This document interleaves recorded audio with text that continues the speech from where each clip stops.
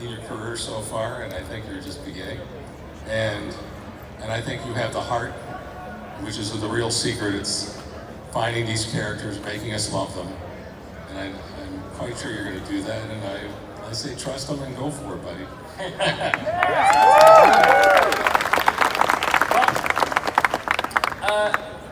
I told you I had a surprise. And as you know, this movie that we're about to make is a love letter to 1984, just as today is a love letter to 1984. And in making this movie, we found something kind of extraordinary. We went to Sony and we said, you know, we'd really love to get back into the original dailies from 1984. Do you still have them? And we found them. They were in a mine in Kansas, and we shipped the boxes to Burbank, and we've been going through the footage for reasons I cannot tell you, but along the way we found some really cool stuff. And let's go ahead and roll some of the first piece of footage that we found.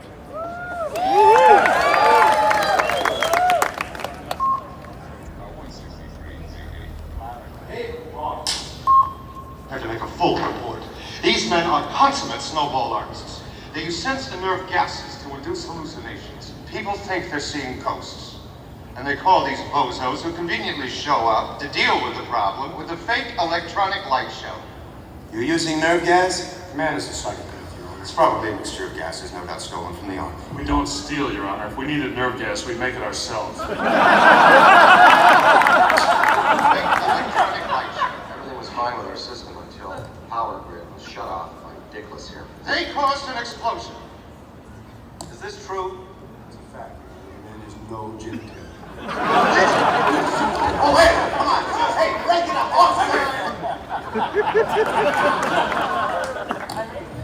Get him out of here. Fine. This way, Mr. Peck. I'll fix you. I'm gonna fix you. I want to hand you over for lunch. You got work to do. Now, what do you need from me? What do you got?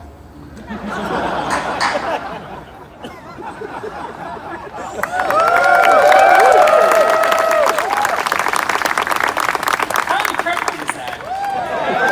Those are original dailies. That's the stuff that didn't make the film. Okay, first question. How do you not put the nerve gas joke in? It's amazing. Nerve gas, we make it ourselves?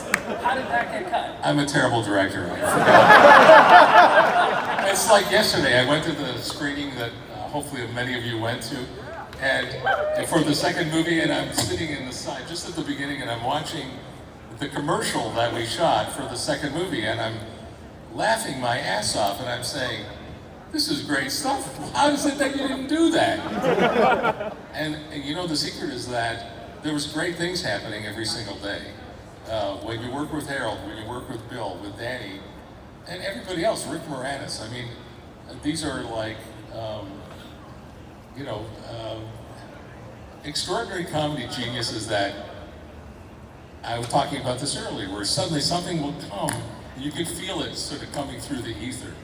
I always thought my job was to sort of encourage that, to be like a good audience member in the theater or on the stage, and just make them feel comfortable about doing whatever they're going to do.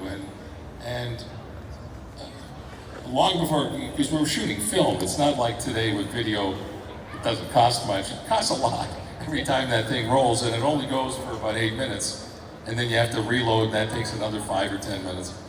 So footage is important. So I learned to speak really quickly while we were filming. And so as we got to the end, or if they flubbed or whatever, I would encourage, hey, go back to the top, or go back to this line and start, except this time, be much more angry on this one.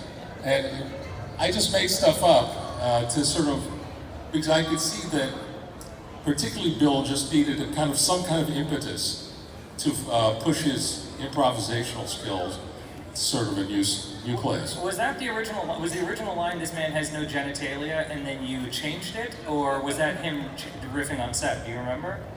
I think the dick line actually happened early, Yeah. and And he got tired of saying, and that could even be in the television coverage, because then, you know, we worried about things like that. That's right. So I think that was his, you know, that seemed to be the cleanest way we could say that. All right, let's go to the next one.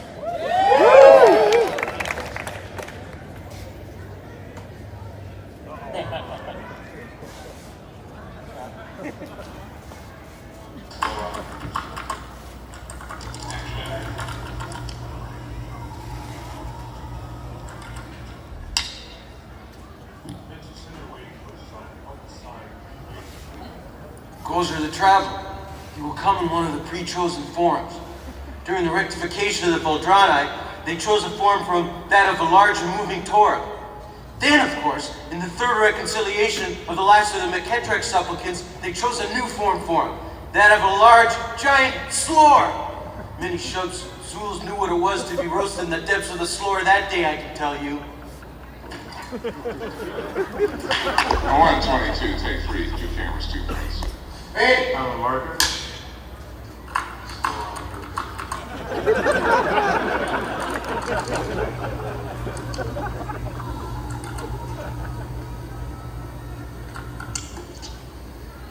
What did you say your name was? 6, 2 cameras, 2 prints.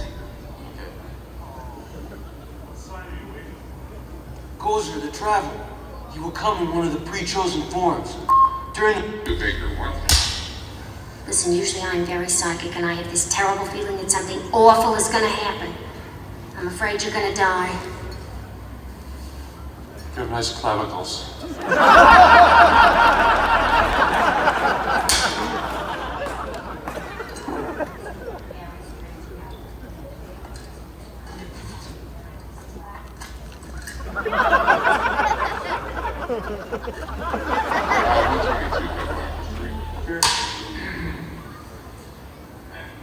I'll get it.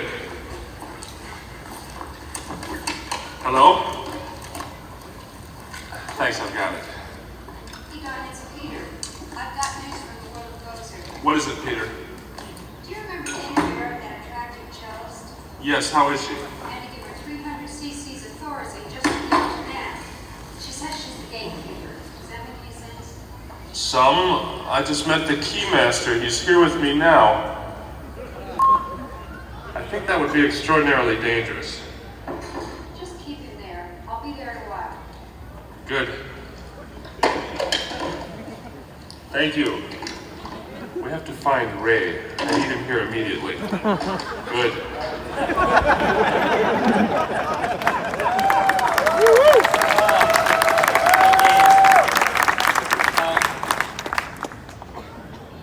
Okay, first I'm going to point something out that I think I may have been the only person who could see because I have this angle on you and no one else does.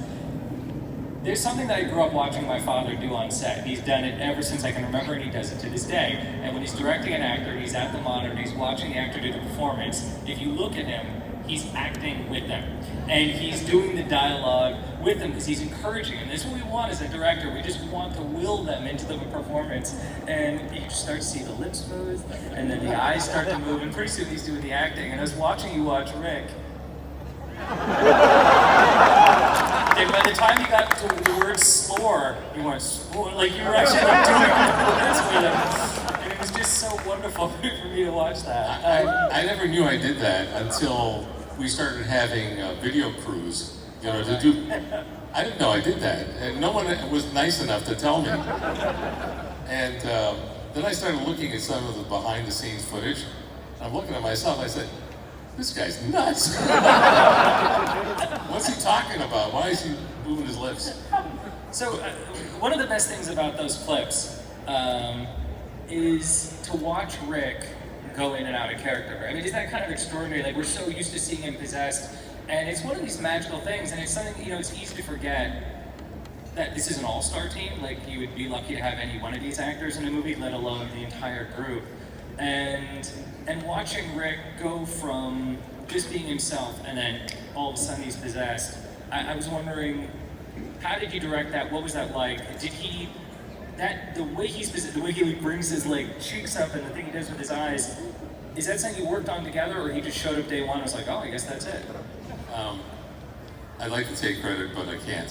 He really, he's a really fine actor who would, I think in a situation like that, studied himself in a mirror and sort of really worked out a real characterization for it. And you know, he presented a number of things at the beginning, but as I was explaining in the earlier panel, when I finally told him that he was gonna, when he read the script and he was gonna do it, I said, look, we don't really have a character. We just know, look, we talked to John Candy as the guy first, and so,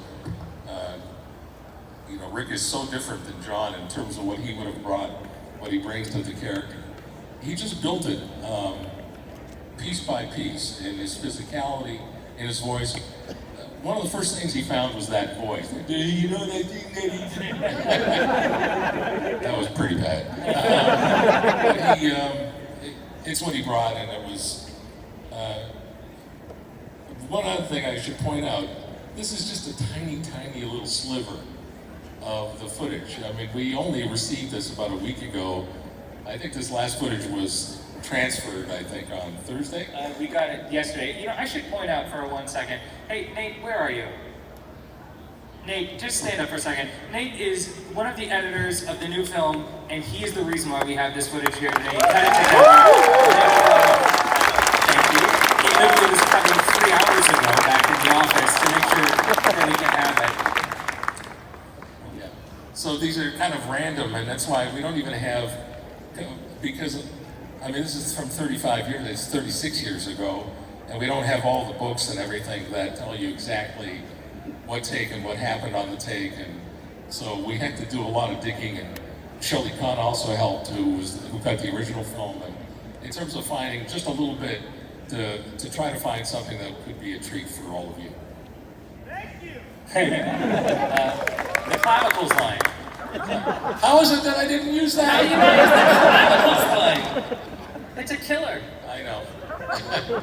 Look, we were running really quickly, and we just wanted to make sure the story was going to work. And so we were so thrilled in that February screening that I was talking about. Oh my God, the whole thing is working, and it's funny. And the Marshmallow Man works. Right. You know, it was very easy to lose, but there was 20 other things. You know, so it's getting all that down and not overbearing. It's wonderful in a situation like this. Right. But if you put everything in, I think it finally starts to actually crush the whole a little bit. Right. I don't know. I think there's an audience here for like a 4-hour version of this movie. The Lawrence of Arabia of Ghostbusters movies. All right. Make it 5. All right. Let's go to the next one. I just want to make sure I get the list right. Oh, yeah. Okay, you'll be happy. Let's go to the next one.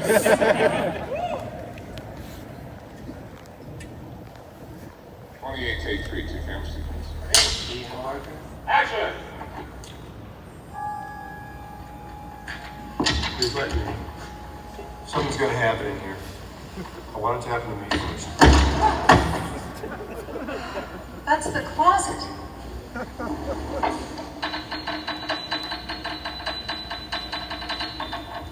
They hate this. It's torture. They hate this. Torture. 28 apples, 4, 2 camera sequence. You know, you don't act like a scientist. They're usually kind of stiff. You're more like a game show host. Is the kitchen in here? Yes. Okay. Let's get down to business. Please.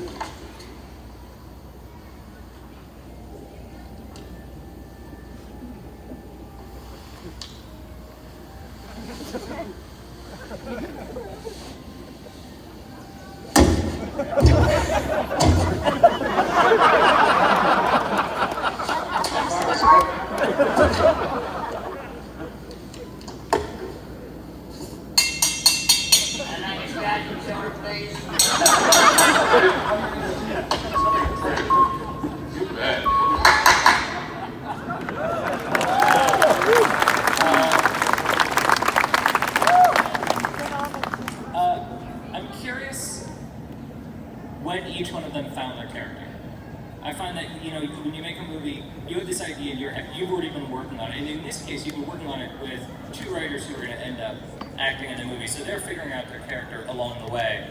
But with them, with Bill and Sigourney, was it day one? Was it day 5? When did you know? When did you just realize? Oh, they know exactly who these people are. It was pretty amazing to watch the two of them together, really, from the first scene that we shot. They just had this immediate chemistry. I'm so happy we're talking about Sigourney because we never got a chance to talk about her in the last thing. Oh, you talked about her audition. Her audition. Oh, And good. I think she came in, and we didn't audition many people.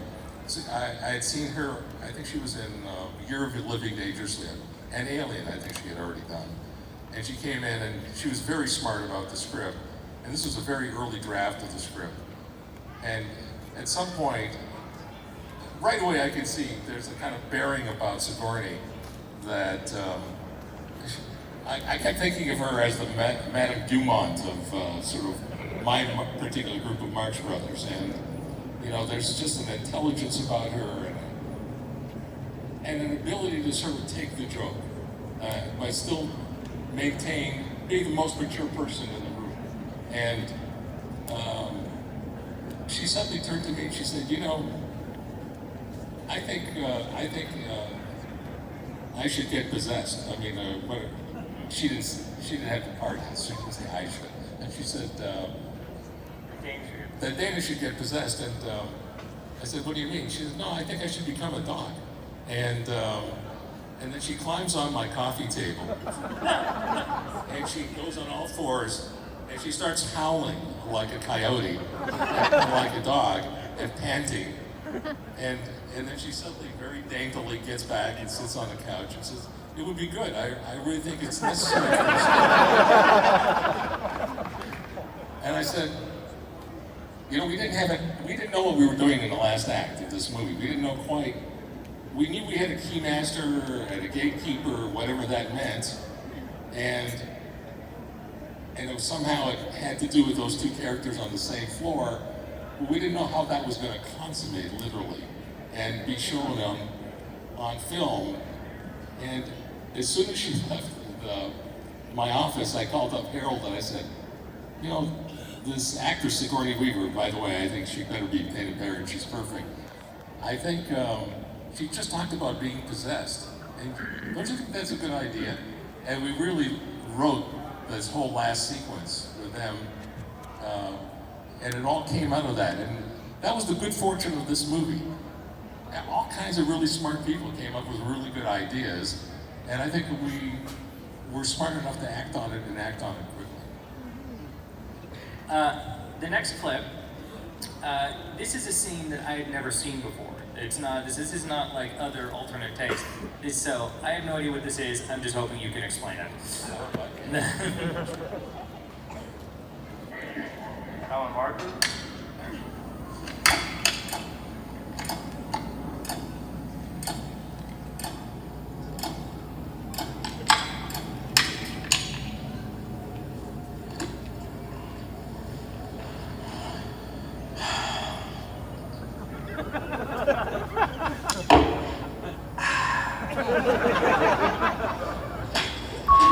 Okay, now so this feels like it's out of one of my indie films, not one of right? And thus it didn't end up in the movie. I couldn't tell you. We had all this crap around, and I was always looking for little transitional pieces. And I think it was probably something, I can't remember, it's 35 years ago. But how does that device work, Dad? And you push the yellow button. Alright,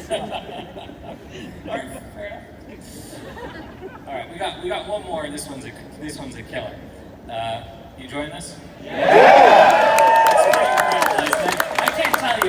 I mean, having grown up, and usually when I'm in a conversation with somebody, I've seen Ghostbusters many more times than them. This is the first time I'm in a group of people where I'm like, oh, I think you guys have actually seen this movie more times than I have. But anything you're in love with, I feel like part of making what we call GB20, the next one, is a form of archaeology.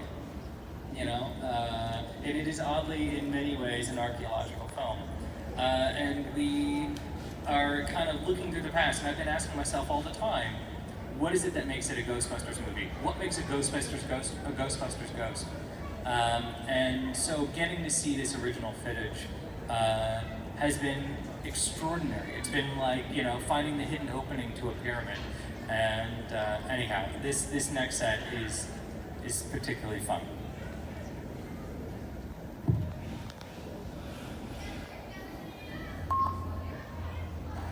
Mr. Smith, quickly, I want that door open now. Stand over there. Ghostbusters! I came, I saw, I came again. It's all clear. It's Paul Colvin right now. Salty. Well, what happened? Did you see it? What is it? What a lot of fun. All taken care of. What a blast. So what you had there was what we refer to as a focused, non-terminal repeating phantasm, or a class 5 full roaming vapor. Let's talk fees and tortillas, please. Now, we're going to have to ask you for $4,000 for some standing fee. Now, it's the weekend and it's late. Now, for the entrapment, we're going to have to ask you for $4,000. And we're having a special this week on proton recharging and storage of the Spectre, and that's only going to come to another $1,000. $5,000? I had no idea it'd be so much. I won't pay it. Well, that's all right. We can just put it right back in there. Thank you. We certainly Keep can. it, Dr. Reitman. Oh, no! All right. Anyway. Thanks so much. Thank you. Send us a check. All right. Class 5 full roaming.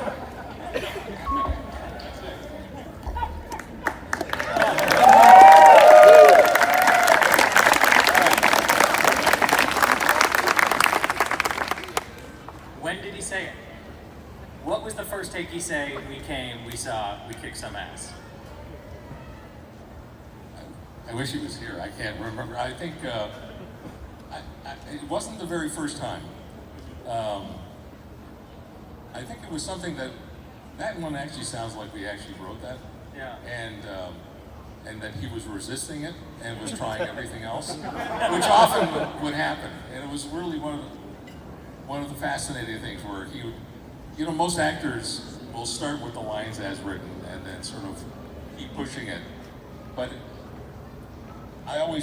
he always felt free to really go any way, and he often would start way out there and sort of, and my job was then to sort of bring him back into the center. So it could have gone any way.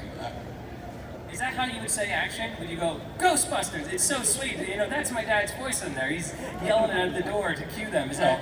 It is the Ghostbusters, it's time to get out. It just felt like the right kind of thing to do. Do you know how far, you can feel their confidence. Do you remember if that was later on in the shoot, or earlier on in the shoot? They just feel coalesced. We shot that in Los Angeles. That's obviously the Biltmore Hotel. But, so that was later in the film. But they were this confident.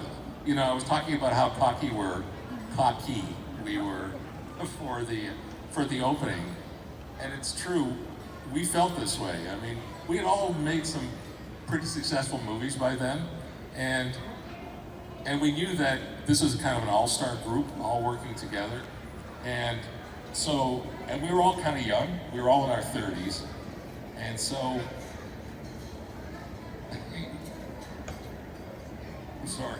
It's okay, Jack.